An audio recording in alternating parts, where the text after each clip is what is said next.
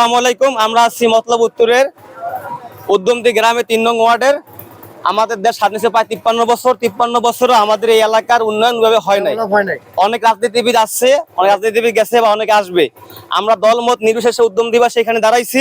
আমাদের দল হইতাছে যুব সমাজ, ইয়ং, বৃদ্ধ সবাইকে নিয়ে, সুশীল সমাজকে নিয়ে আমরা এখানে দাঁড়াইছি যে আমাদের রাস্তার উন্নয়ন চাই। আমরা পথচারী হিসাবে একজন বড় ভাই এখানে আছে, তিনি কিছু বলবেন। তিনি এই লাইনে যাতায়াত করেন। আসলে এই রাস্তাটার যে অবস্থা, করুণ অবস্থা, এই এলাকায় দীর্ঘদিন যাবত অনেক চেয়ারম্যান মেম্বার এই জায়গাটাতে আসা যাওয়া করে।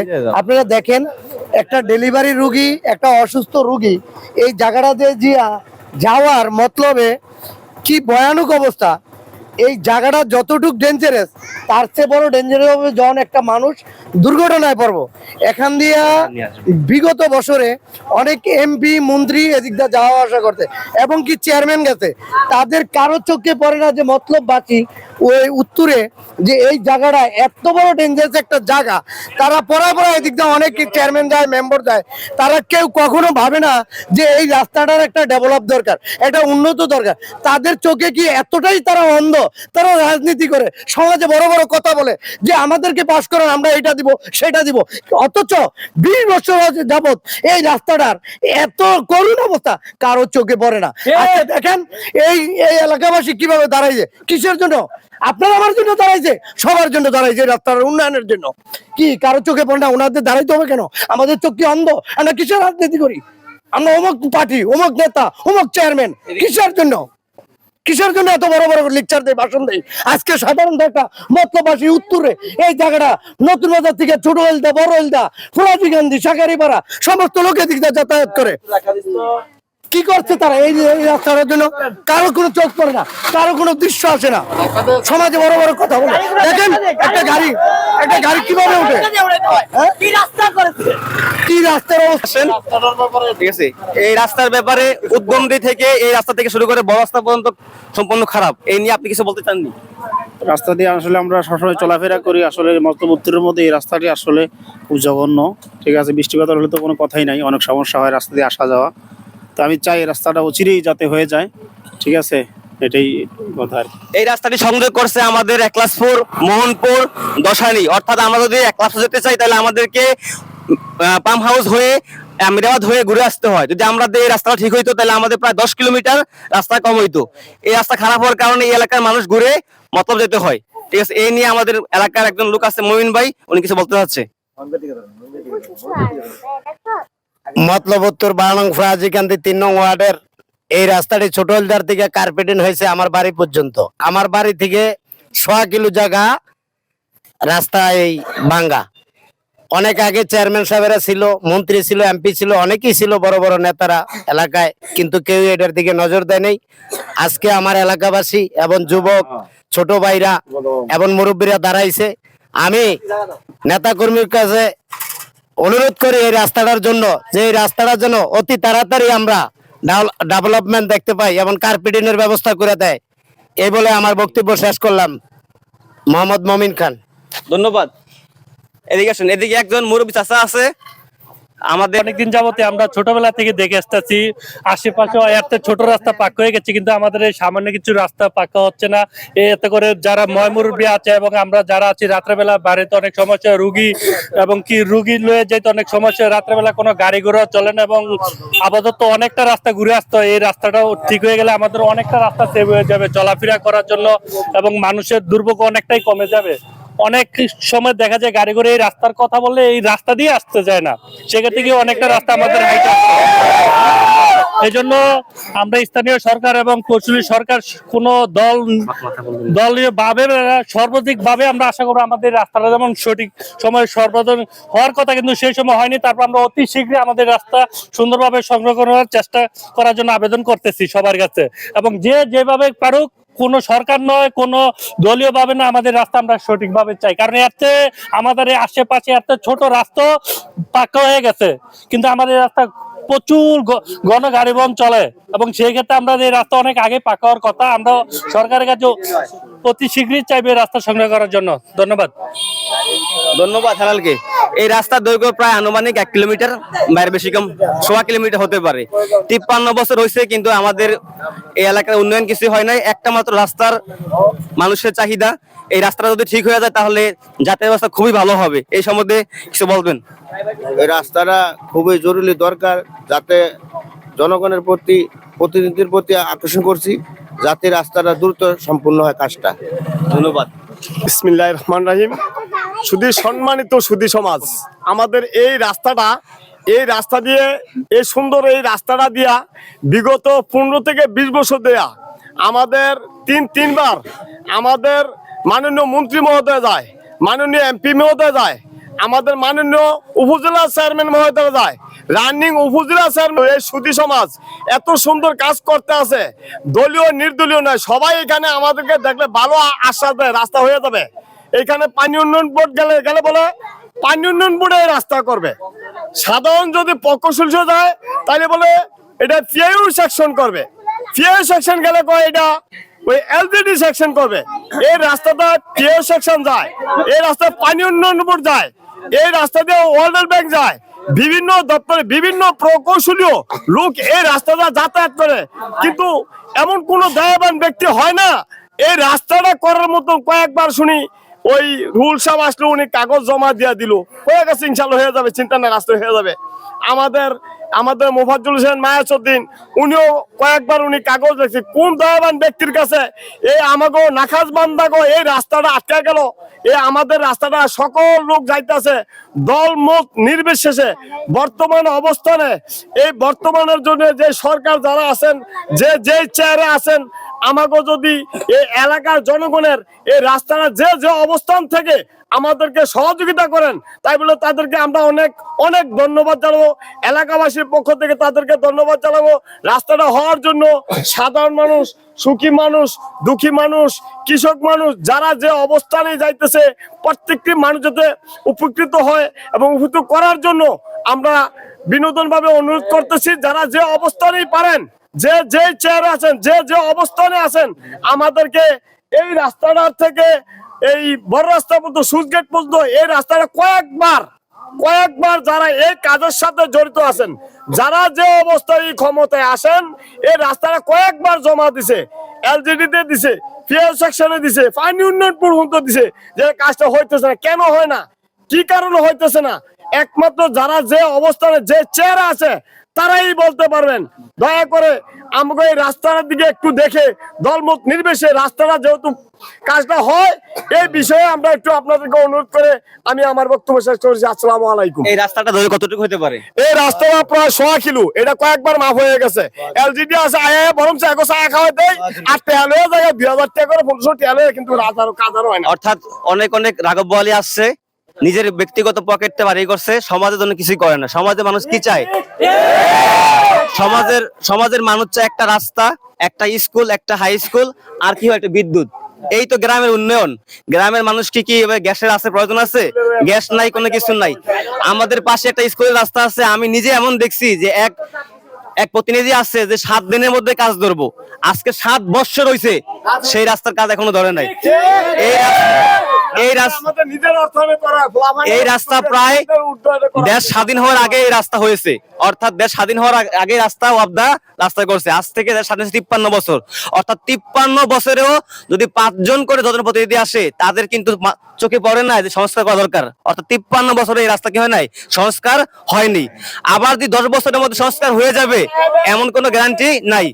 অর্থাৎ 5ই আগস্টের পরে যারা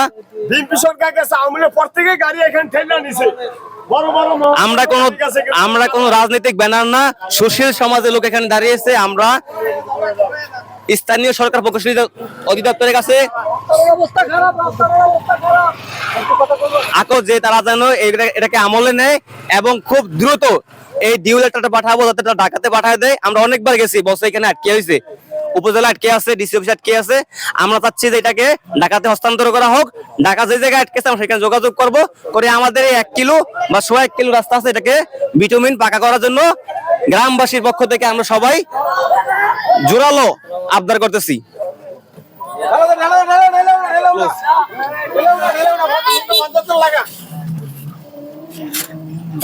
একটা গাড়ি আসার সময় কতটুকু কষ্ট করতে হয়, আর সে যদি বর্ষাকাল হয় তাহলে তো কোনো কথাই নাই। বর্ষাকালে এমনও দেখেছি যে যাত্রী নামিয়ে দিয়ে, বর্ষাকালে যাত্রী নামিয়ে দিয়ে তারপরে গাড়ি ঠেলে নিতে হয়। আর এখন তো শীতকাল, শীতের মৌসুমে এই অবস্থা। বর্ষাকালে এখানে হাঁটু জল থাকে। আমাদের এখানে কোন রাজনীতিবিদ নেই, সবাই বিভিন্ন সংগঠনের সাথে জড়িত, তারা সমাজের সেবা করার জন্য এখানে দাঁড়াইছে।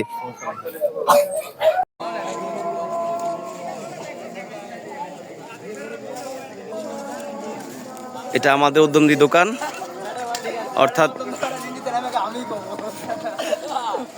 এটা হইলো আপনার নবুরকান্তি ঢুকার রাস্তা, আর এটা হইলো ছোট ইলদা ফরাজিকান্দি অর্থাৎ মাদ্রাসা ঢুকার রাস্তা, একলাসপুর ফরাজিকান্দি রাস্তা। আর এই যে এইটা দিয়ে যাচ্ছে আমরা মতলবে।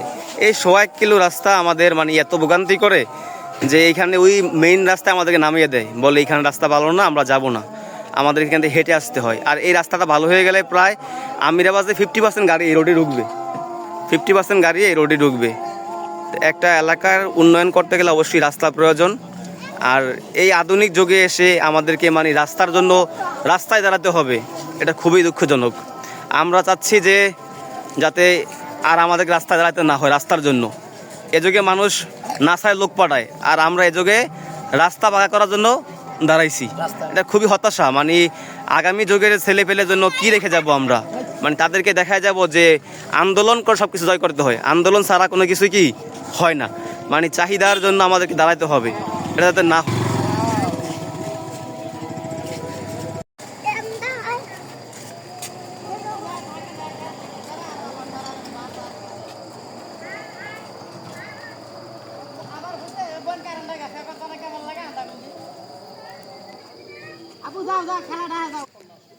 এই যে 1 কিলো রাস্তার এখানেও আমরা যে এটাকে জয়নাল ডাক্তারের বাড়ি বলা হয়, এই বাড়ির সোজাসুজি অবস্থায় মানে পাশে এই যে একটা মসজিদ, উদ্যমদী মসজিদ।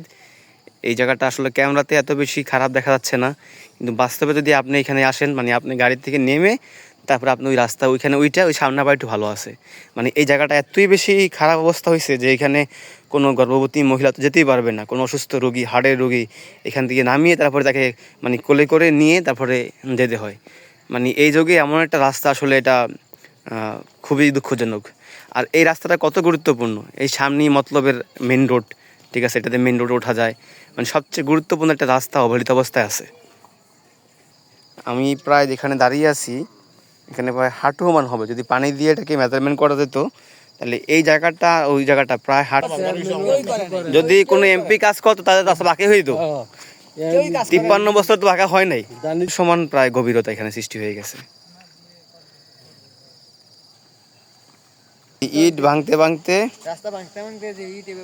এই অবস্থা হয়েছে। মানে নদীর মধ্যে ঢেউ খেলে যেমন হয় এরকম একটা অবস্থা।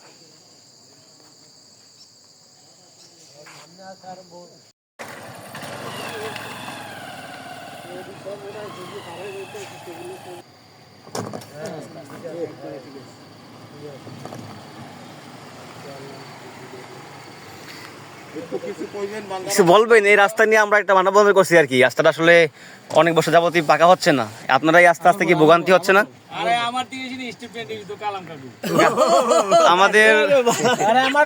আমাদের এক সিনিয়র বড় ভাই আছেন, আমরা উদ্যমদী রাস্তাতে আছি। এই রাস্তার অবস্থা সম্বন্ধে আপনি যেটা বলতেন যে আসলে রাস্তায় কতদিন ধরে ঠিক হয় না। গত 25 বছর ধরে গাড়ি চালাই, 25 বছর ধরে এই পর্যন্ত মনে করেন যে রাস্তাটা ঠিক হয় না। দুনিয়া সব ঠিক হয়ে যাচ্ছে, কিন্তু আমাদের রাস্তাটা ঠিক হচ্ছে না। কর্তৃপক্ষের দিকে আকর্ষণ করে বলতেছি, ভাই আপনাদের হাতে পায়ে ধরি, আমাদের ওই তাড়াতাড়ি দ্রুত আমাদের রাস্তাটা ঠিক করে দেন। এবং এই রাস্তার জন্য আমাদের অনেক লোক আহত এবং 2 জন লোক নিহত হয়েছে, রাইট?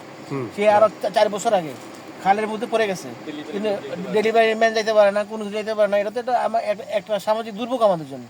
তো ইনশাল্লাহ আশা করি যে আপনারা আমাদের কথাগুলো শুনবেন, একটু আমাদের দিকে তাকাবেন। ধন্যবাদ। আমাদের সাথে আছে কালাম কাকা, আমি তাকে কিছু বলার জন্য অনুরোধ করবেন। যে রাস্তা অন্ধকার হয়ে গেছে, মানে এইখানে প্রায় হাঁটু সমান তো না, মানে মাথার সমান গর্ত। এই যে একজন মানুষ যদি যায় তারা দেখা যায় না, মনে হচ্ছে সে কোনো পাহাড় থেকে নামতেছে, মানে সমতল ভূমিতে। আর এই যে দেখতেছেন বড় রাস্তাটা, এটা হচ্ছে আমাদের ওয়াবদার রাস্তা। এটা দিয়ে আমরা সম্পূর্ণ পাকা একটা রাস্তা। এখান দিয়ে আমরা এই পাশে হইতেছে আমার উদ্যমদী সবচেয়ে বেশি, অর্থাৎ চাঁদপুরের শেষ প্রকল্পের সবচেয়ে বড় প্রকল্প উদ্যমদী পাম্প হাউস। এই পাম্প হাউস গ্যাসে হইতেছে এই রাস্তাটা। এই রাস্তাটা এদিক দিয়ে এসে এদিক দিয়ে নেমে আপনার ফরাজিকান্দি, একলাসপুর, মোহনপুর এই দিকে গেছে। দেখেন কি অবস্থা, মনে হচ্ছে যে একদম পাহাড়ি কোনো এলাকায় আমরা চলে আসছি। যে গাড়ি যাওয়ার সময় কত কষ্ট, এখানে দুইটা গাড়ি তো পাস হইতেই পারে না, একটা গাড়ি গিয়ে ব্রেক করে রাইখা আর একটা গাড়ি পাস করতে হয়। ওইভাবে গর্ত দেখা যায় না, মানে বিশাল বিশাল এক গর্ত, হাঁটু সমান মাজার সমান এরকম বড় বড় গর্ত। এটা আমাদের উদ্যমদী বড় রাস্তা দোকান বলা হয়, অর্থাৎ এর পশ্চিম পাশের দোকানগুলো উদ্যমদী, আর এই পাশে হইতেছে আমাদের মতলব চাঁদপুরের বিখ্যাত সেই সুইচ গেট পাম্প হাউস।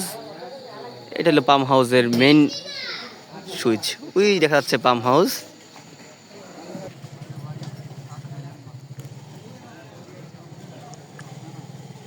অর্থাৎ এই যে আমি এখন যে ভিডিওটা করতেছি এটা হচ্ছে আমাদের ওয়াবদার মেইন রোড।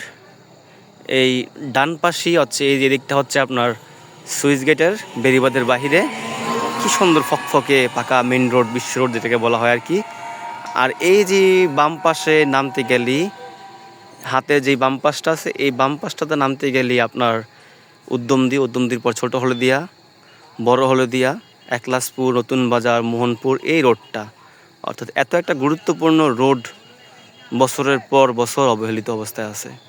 কর্তৃপক্ষের দৃষ্টি আকর্ষণ করছি এই রোডটার যাতে খুব তাড়াতাড়ি কাজ শুরু করা হয়। অনেকবার টেন্ডার হয়েছে, টেন্ডার নাকি সমস্যা, এসেই বন্ধ হয়ে যায়, কি সমস্যা। আমি চাচ্ছি এই জাগরণের পর যাতে রাস্তাটা খুব তাড়াতাড়ি ঠিক হয়ে যায়।